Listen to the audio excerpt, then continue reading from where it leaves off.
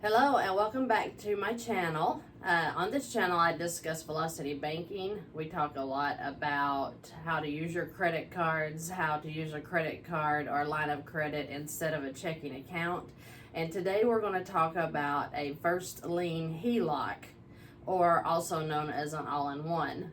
I am working with a Texan couple that is really upside down in their cash flow at this point. And so we were discussing the quickest way to pull them out of debt into a positive cash flow. So I was working with a scenario that I put up here in the previous video that was talking about working with a line of credit being a credit card first. I was talking about going into a line of credit that was approximately $20,000. A HELOC, even if they could get, $50,000 to $100,000.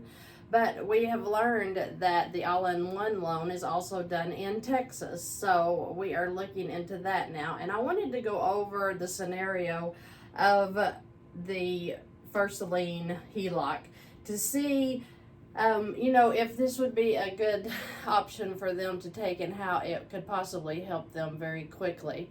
A first lien HELOC is based upon the value of your home. So with this couple, they have $148,000 right now currently in a mortgage. The value is approximately $300,000 of the home.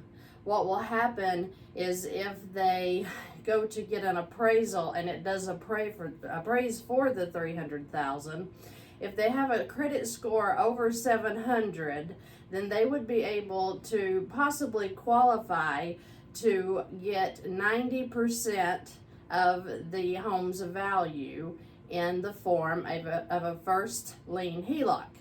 So that's what we are working on for this couple. I think that'll be a very good option for them. So let's go over the scenario just a little bit here quickly to see how it would benefit them if they were able to slide right out of a mortgage and into a first lien HELOC. Okay, so with the first lien, like I said, their credit score would need to be over 700 to get a 90% loan to value. So if it's 300,000, that would be, if the home appraises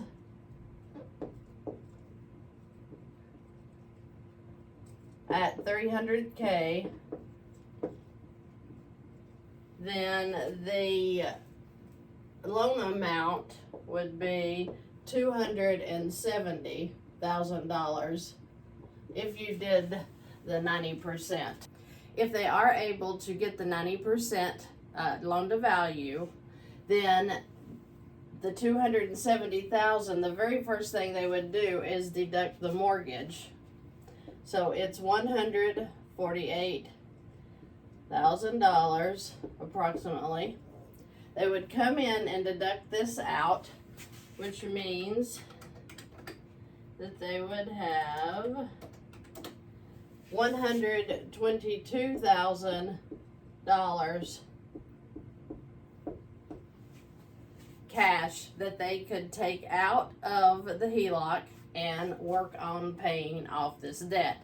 So you know that the velocity rule basically with using lines of credit is you want to keep your amounts that you're taking out as low as possible and really not above 70%. So if we were to take the whole $270,000 times that times 70%, that would be $189,000 that we could use of this $270,000. So the 148 then, of course, would be minus off of this. Now, this is not set in stone. If something comes up and you're going to have a real increase in cash flow, if you use a little more over the 70%, that would be fine. The reason that we do the 70% is we're leaving room for emergencies. So if you were to have any kind of accident, you had car trouble, anything like that, you could afford or have the cash that you needed to go ahead and get, you know, important major things done, because life does happen and we realize that. So you always want to keep a little bit in reserve so that you never get in an uncomfortable position, hopefully for the rest of your life. So with this, I am not a mathematician, so bear with me on doing math. So that means that we would have $41,000 that we can use to get rid of some of this debt. Now, when they come in and pay out your mortgage, you are going to, just like any other line of credit, you are going to start putting your income directly back in to this line. With a first lien HELOC all-in-one account, you do get checks, you do get debit cards. It is a checking account, basically. You use it as a checking account. Yes, when you get paid, your income is probably direct deposited into your checking account, which at the moment you get it, the moment I get it, I take my income, immediately put it into a line of credit or wherever it needs to go. I do not leave cash just sitting in the bank. Savings and checking account does not benefit us in any way. So we want to have our money working all the time. So when we come in here and we do pay the house off, we get a $41,000 that we can work with. We of course would come over at our debt and look and see which one is going to benefit us more cash flow wise to get rid of it. At this point, with just paying the mortgage off, they free up this $1,404 for their mortgage payment. Because as soon as their income goes into this HELOC, the payment is satisfied. The bank considers that a payment. We consider it just a transfer from our income into the line of credit. So this is a revolving account. So if your income, if you have, let's act like this is the bank, you have checking and savings probably. When your income comes in at this point, they were putting it in the checking and leaving it sitting there. Then they were paying out everything from utilities to buying food, groceries, shopping, anything they needed to pay would come out of the checking account. And then they had some going into a life policy here. But with the Velocity Banking, we would take this income and we would put it over here into this HELOC now. So when we make the income deposit into the HELOC, this knocks out that $1,404. Yes, we are going to be paying interest on the money, but it is not going to be anything compared to the mortgage. If you look on the previous video, it is a long video, but it does have a breakdown of comparing leaving this mortgage in place or replacing the mortgage with the HELOC. The HELOC wins every time. So this HELOC would probably be about 6.25% because that's the going rate right now with the HELOCs. Okay, so if we have the income going in, we're knocking out the house, we have already changed this negative cash flow.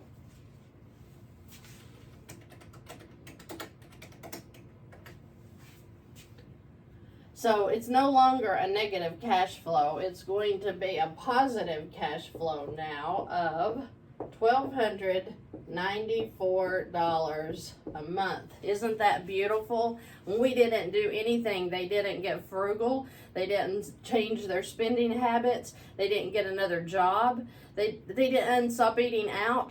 All they did was took the mortgage, put it into a HELOC, and that, with making your income deposits, knocks out your mortgage payment. Now, the next thing that I would advise, let me wipe this back off here, is I would take the next highest cash flow gain I could, which looks like to me would be the personal loan of $25,642. So let's knock that off of here. 25,642, which means that they are going to have 15,358 left. This gave them a gain of $640 a month. That was a 13% amortized loan as well, so that was going to be costing them in interest. This completely wipes that out. It now makes this cash flow, do math again, $1,934 now is their cash flow. When they just take care of the mortgage, take care of personal loan number 1, their cash flow is now $1,934. They again have not changed anything. They are still eating out the same, they are still shopping the same, and they still buy their Melaleuca. I mean, you can't beat the way all you do is you're transferring from a mortgage, from a line of credit, amortized into simple interest, HELOCs, and lines of credit. So with this scenario, since now they have $1,934, let's go back to our bank. We're going to bypass the bank. As soon as the income of $9,110 gets deposited into the bank, it's immediately going to go into the HELOC. And at this point, they would have the $15,358. I personally, if I were in this situation, I would come over here and grab that $26,000. Yes, that does exceed our 70%, but the cash flow gain is $500 a month.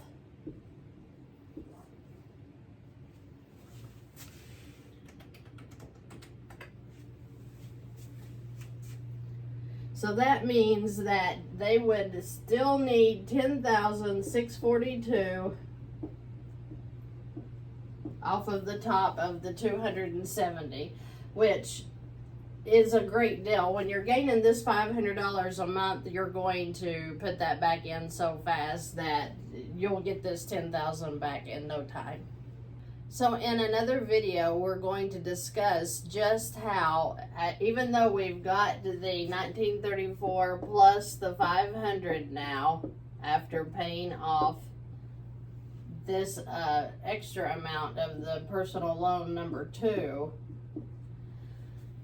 you're going to gain, your cash flow then is going to be $2,434. This is cash flow.